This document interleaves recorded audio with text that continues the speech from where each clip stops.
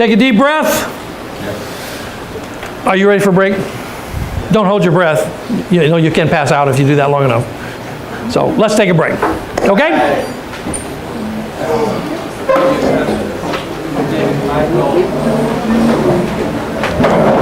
Michael Wilcox? Oh, I said Daniel Wallace. I meant Michael Wilcox. Thank you. I'll correct that.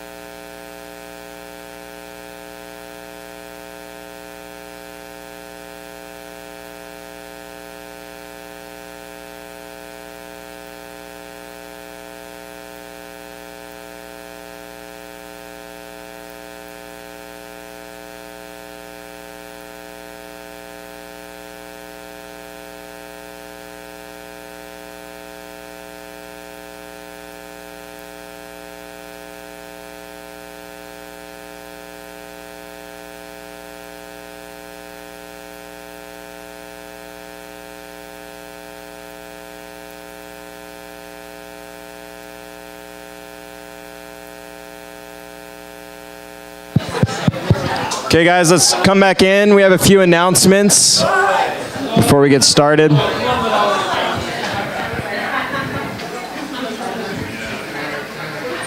Did we talk yesterday about making the appointment with the building manager? We talked about the drawing, right? Yeah. Okay, let's get together again.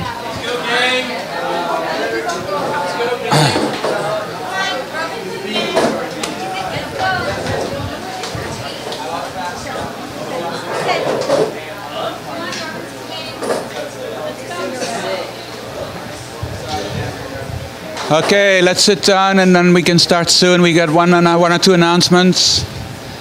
Everybody back? So I need to have everybody back.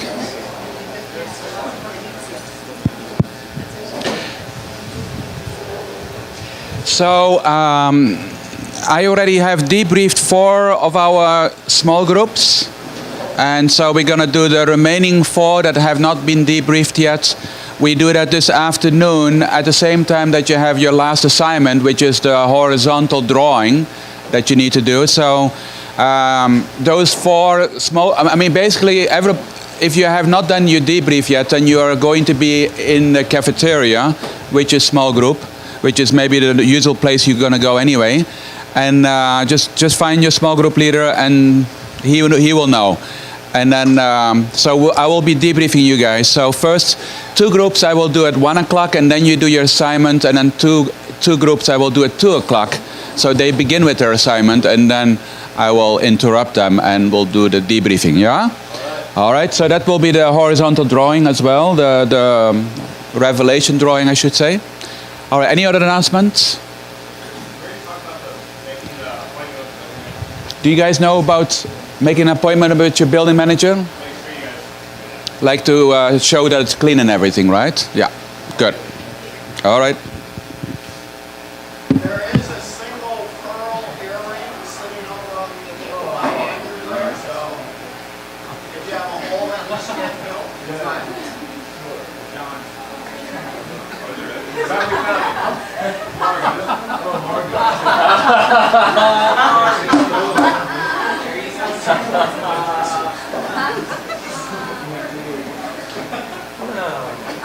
I was hoping it was the black pearl of the Borgias, so we could sell it for several $1 million.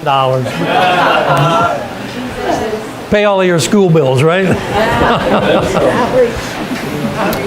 I need to correct something I said last hour. It was unlike the guy who said he thought he was wrong, but he wasn't. I discovered I was wrong, and I was wrong. I said that the book I Saw Heaven Opened was by Daniel Wallace. That's incorrect. It's by Michael Wilcock. I apologize. That changes everything. Pardon? That changes everything. Yeah, it changes everything. Yeah. Right. Yeah. Sorry about that. That's right. I'll never trust you again. You liar!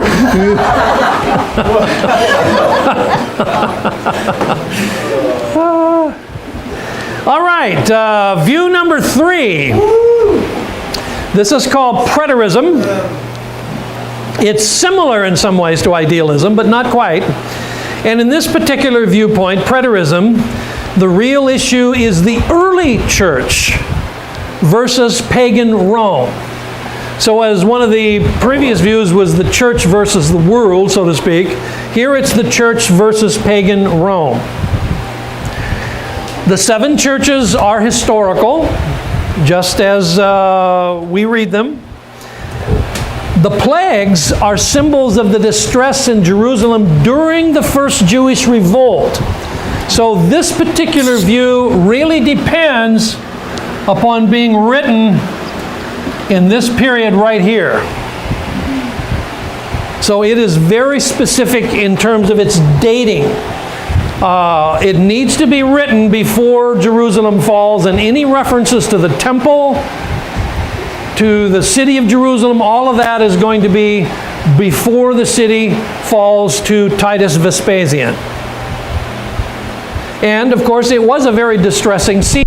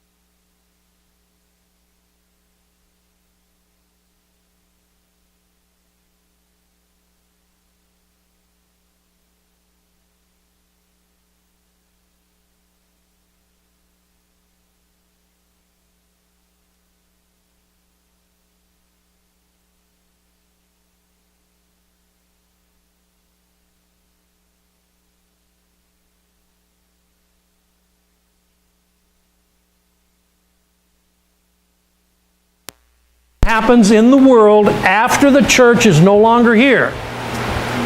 So, the saints are righteous Jews, still within the covenant of Moses. The beast will be the Antichrist at the end of the age. The mark of the beast will be the economic domination of the world often they get into things like computer chips and subcutaneous ways of marking people, all that sort of thing. Babylon, and here's a real zinger, Babylon is the European Union. What started as the Economic Common Market now is the EU. That is Babylon the Great, a recapitulation of ancient Rome. Now, as you can see, this is going to be a really popular idea in France. I'm kidding. This is a popular idea among some Americans. It's not very popular in Europe. But the conquering figure at the end is the second return of Jesus Christ, and the 1,000 years will fulfill the ancient land promises to the Jews. They will all get to go live in Israel for 1,000 years, and the rest of us get to live somewhere else in the world. That's sort of the nuts and bolts of the way they would read the book of Revelation. Now, they often read into the book of Revelation rather interesting interpretations that are very much connected to current history. For instance, when they read about the locusts with long hair and so on, they read stealth bombers. Okay? When they read about an army of demons, 200 million strong, they read Red China. Very specific, modern, contextual kinds of things. They often seem to read the book of Revelation with one hand and U.S. News and World Report with the other, and try to correlate the two in very specific ways. All right, any questions about this particular viewpoint? Yes? Yeah, I don't really understand the whole,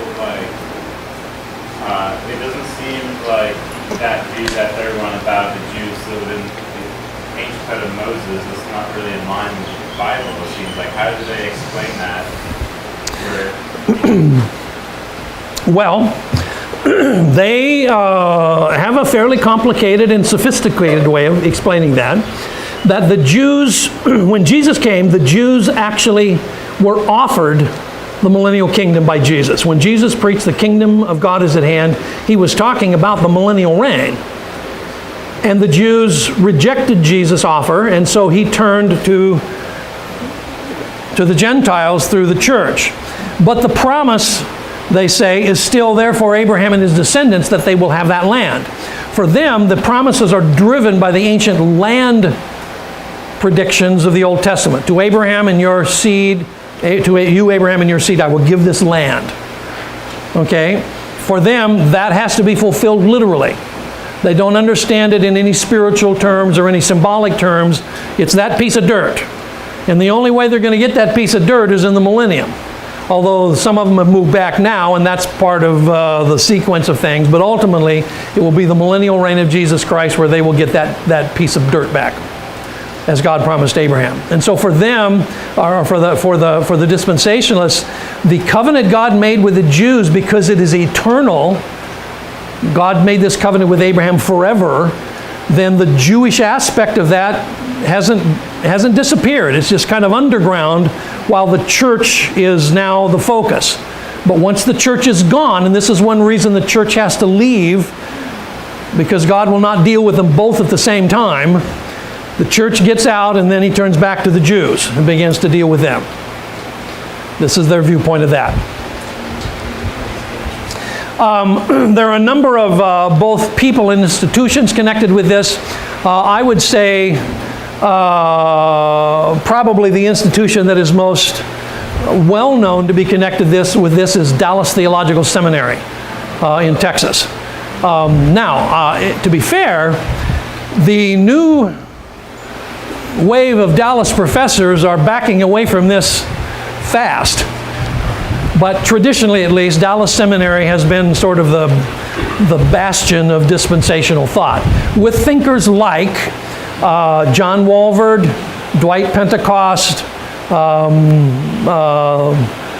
Well, there's a handful. I won't try to name them all, but anyway, most of them lived back in the 1950s and 60s. They were writing commentaries on Revelation and so on. And one other name. He's not a professor. Actually, he was a tugboat captain, but he wrote the best-selling non-fiction book of the 1970s, a whole decade. Now that's significant. His name is Hal Lindsey. And he wrote a book called The Late Great Planet Earth. And it's outsold every non-fiction book for a decade. It is dispensational at heart, and it takes a lot of these ideas and explains them in very readable format, and was widely read. Still widely read, even though several things he said in there are demonstrably wrong now, but it's still widely read. For instance, he said that within 30 years of the Jews taking the old city of Jerusalem and becoming a nation in 1948, that the world would end.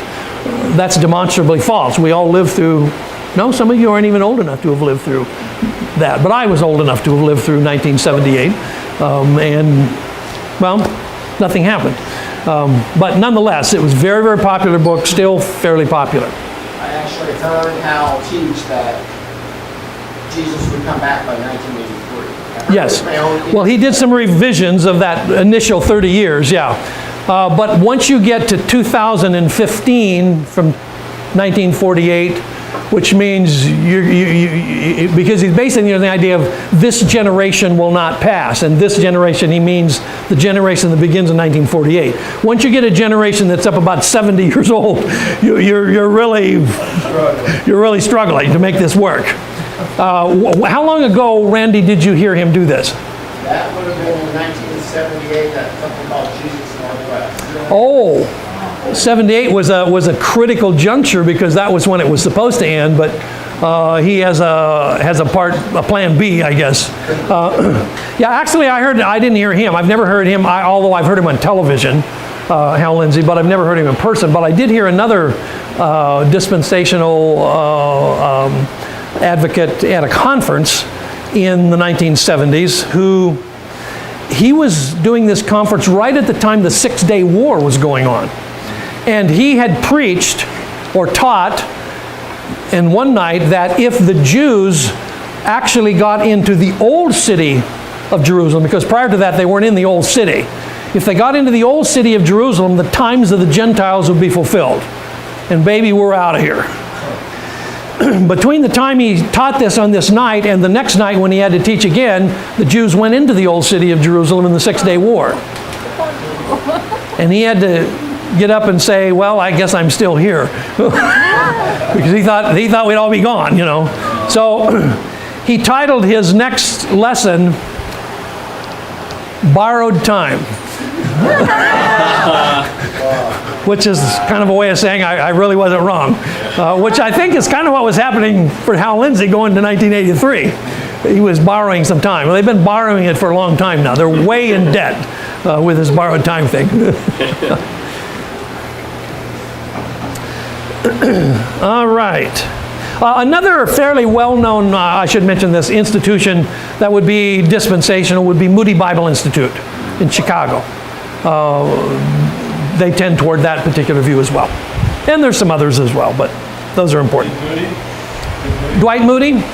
Well, actually, Dwight Moody was early enough. I don't actually know what he thought about this, because he's in the late 1800s, and this is just now starting to break into America. So I don't know whether he really knew that much about it.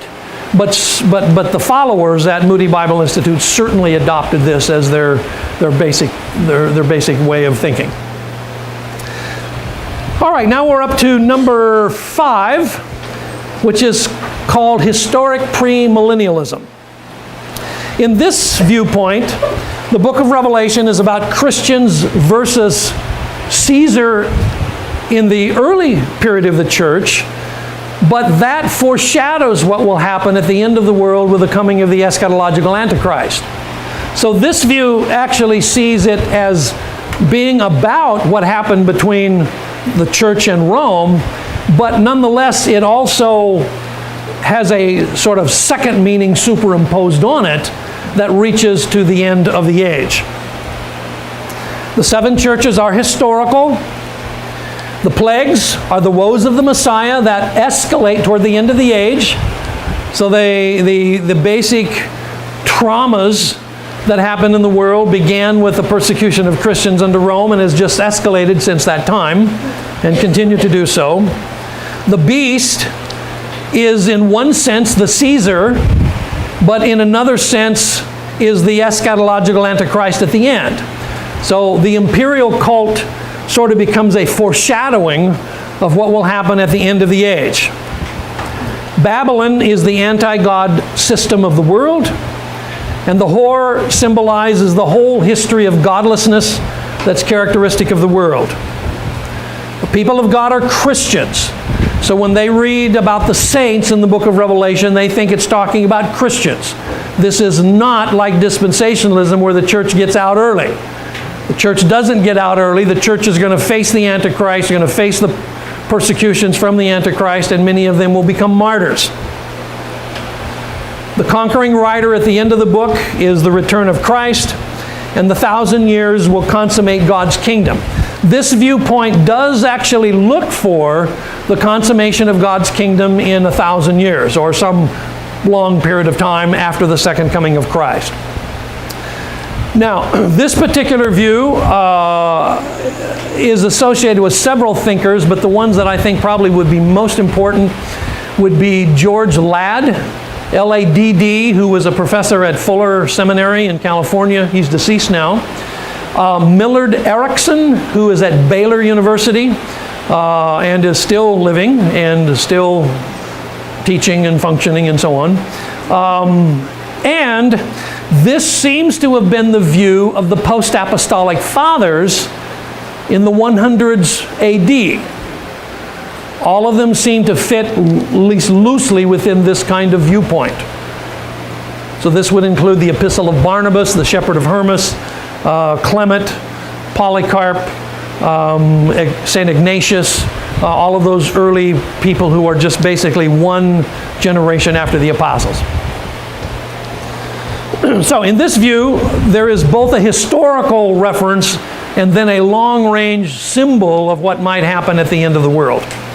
This particular system generally does not try to pinpoint a bunch of predictions from the newspaper, you know, this is Russia or this is China or something like that.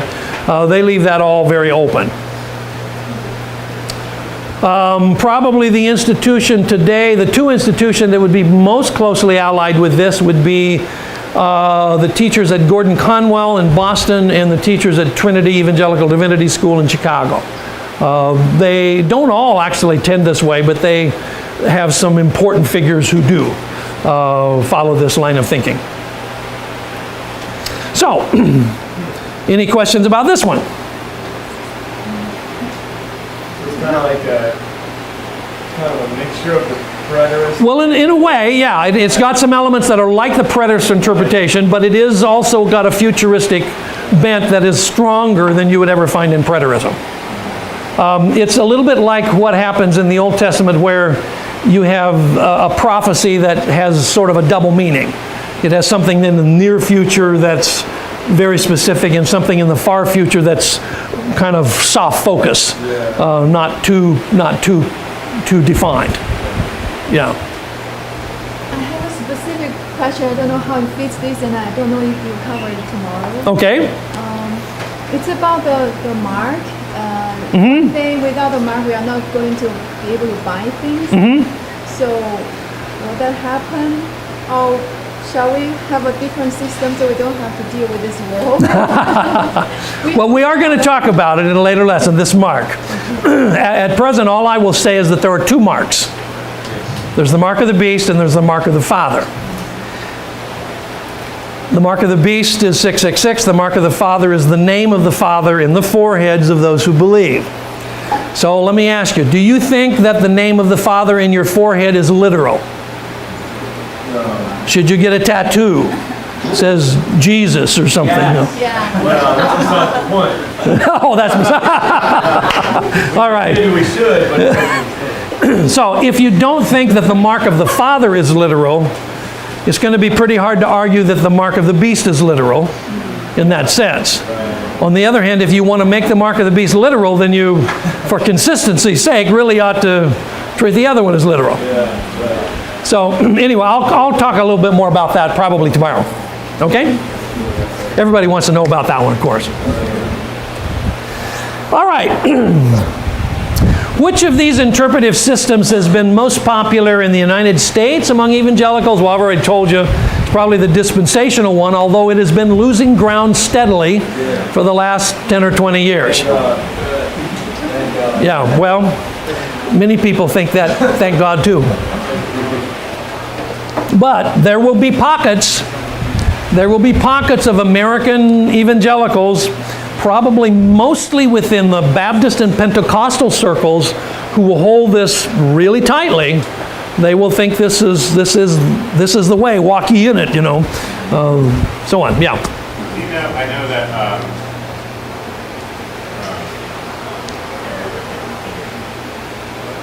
I can't think of it. In Kansas City, IHOP. Oh. I know they're very strong on certain, but I can't remember which one it is. You know where they fall? No, I don't really have any relationship with the Kansas City Prophets or that whole thing there. The only IHOP I know about is the one that sells pancakes. So I don't really know anything about their theology. I work in very different circles from that, so although I've heard of it, I quite honestly don't know anything about it. Or what little I've heard about it, I'm a little doubtful about, I guess I have to be honest. Regarding that question, Do you know the answer? well, I've only had listened to one speaker from Okay. come and sort of explain this Okay. in our Q&A. And they believe that, or I think that's from IHOP, his teachings of what he's learned through IHOP, is that it's sort of the number 5. Oh, historic premillennialism? Okay. Well, I like I say, I really don't know. So I'll beg ignorance here. In Europe, what do you think has been traditionally the more popular viewpoint? Any ideas? Not dispensationalism. That's easier to say what's not popular than maybe what is.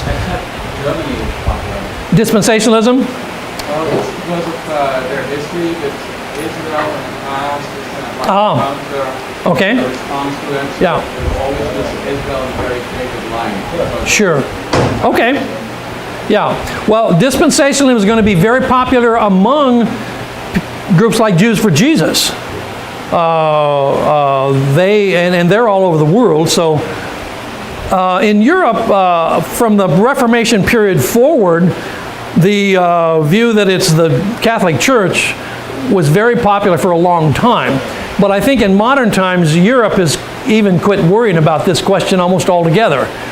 They've got other issues they're thinking about, so this is not really hot on their list of topics. What does the Catholic Church say? The Catholic Church usually, and first of all, the Catholic Church does not have an official position on the book of Revelation. So it's not in the teaching magisterium that this is the way you have to believe about it. But in general, they will follow probably some form of idealism or historicism. Now, but in historicism, they obviously don't think the Pope is the Antichrist. They think Muhammad is the Antichrist. So in the medieval period, the historicist position was really aimed at the Muslim invasion of Christian nations, coming across North Africa, coming up through Spain, nearly getting to France, and the Crusades are basically a call to go after the Antichrist, which is the Muslim.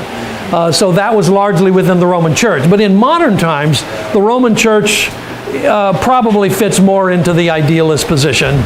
They're very non-specific in any case about it. I went to 2 major Roman Catholic institutions. I went to the university, Jesuit University, and to seminary, St. John's Seminary, and I can honestly say that question did not come up a single time anywhere.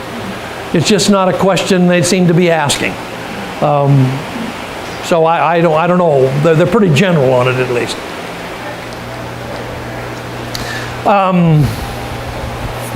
All right, let's take a little look at the structure of this book. here's basically what happens in the book. John is commissioned.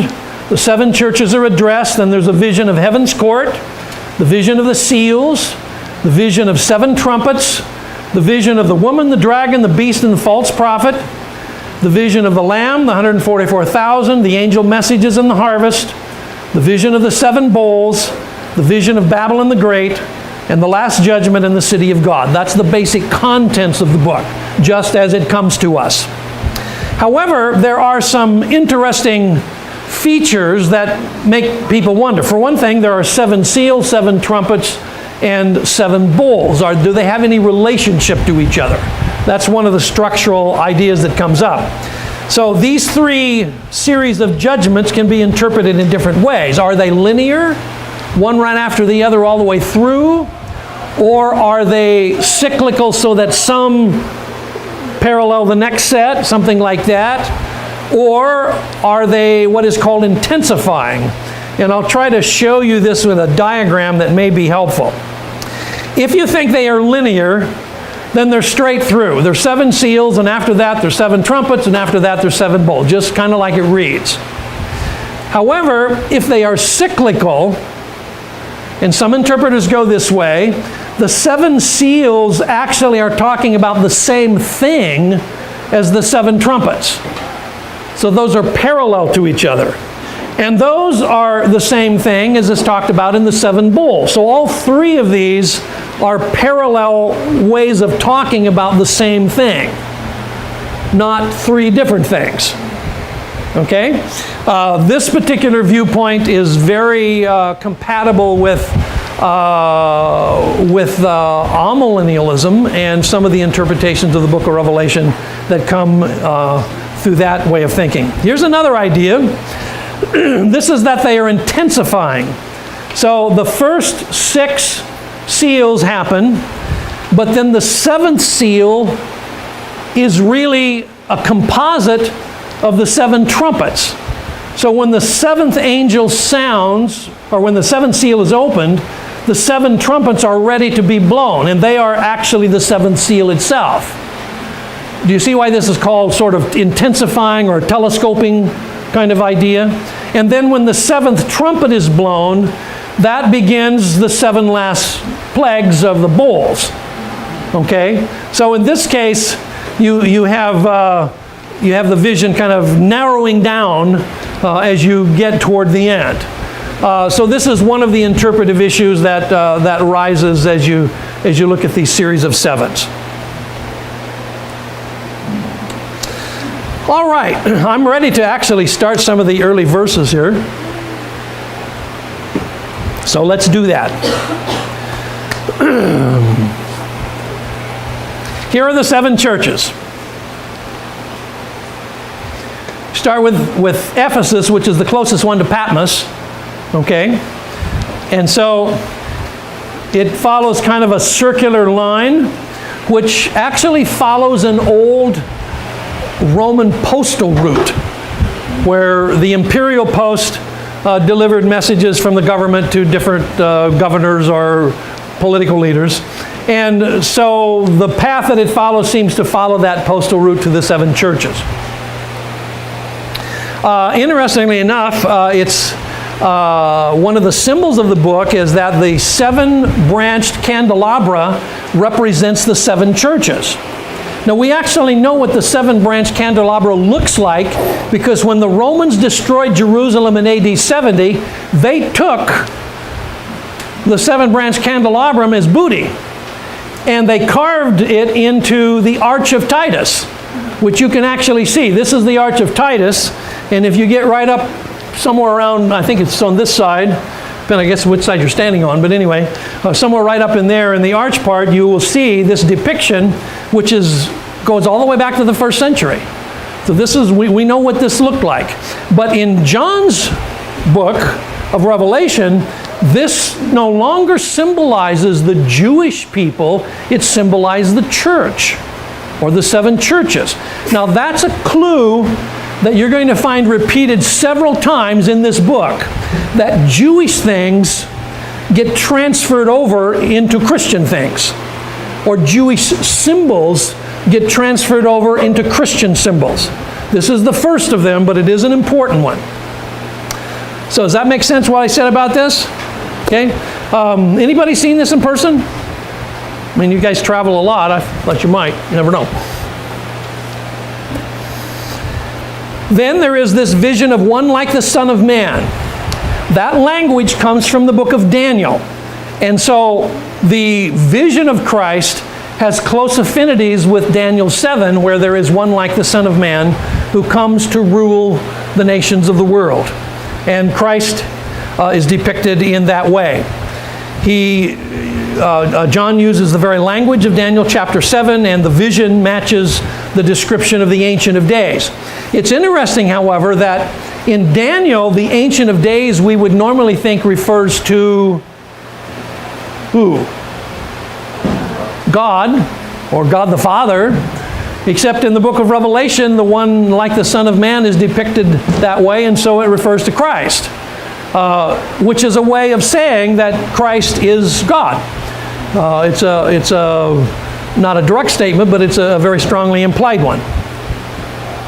The 7 stars are the messengers of the churches. Maybe a lot of people wonder, what are the angels of the churches? What is the term that is used here in your New Living Translation at the beginning of each letter? Who's it addressed to? Where I'm looking at here. No, I want to go a little further than that.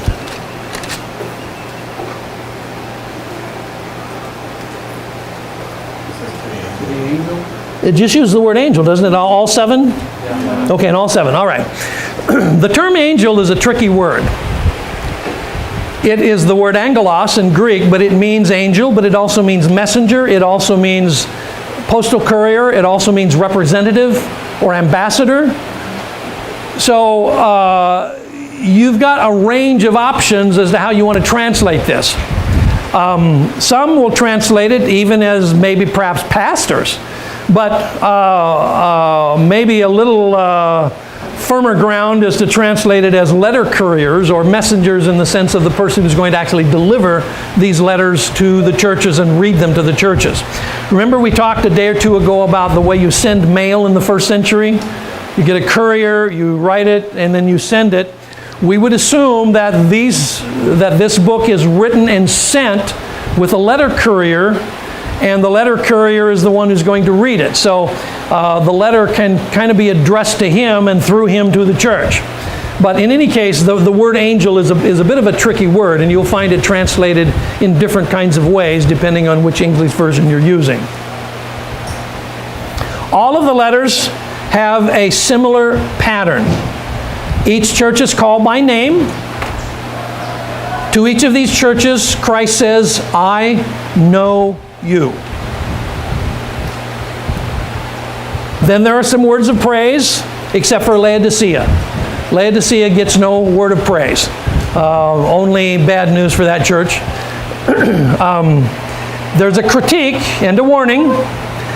2 of the churches are not criticized. One is Smyrna, and the other is Philadelphia. They only have words of praise, no criticism. And both of them appear to be suffering churches, particularly Smyrna. By the way, the word Smyrna is the Greek word for myrrh, same as the word for myrrh, like you have in the 3 wise men kind of thing. You know, it's and so the name of the church kind of represents their experience, which is a very bitter experience of persecution. And then each church has a reward for the overcomer.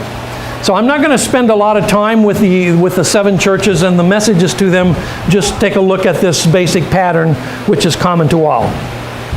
I will stop though and see if you have any questions about these 7 churches before I go on to chapter 4.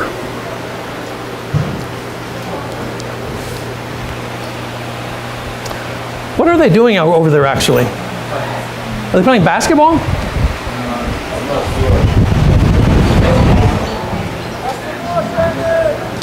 Okay. I just hear these big thumps. I hope somebody's not getting their head beat on the wall. I assume they're not.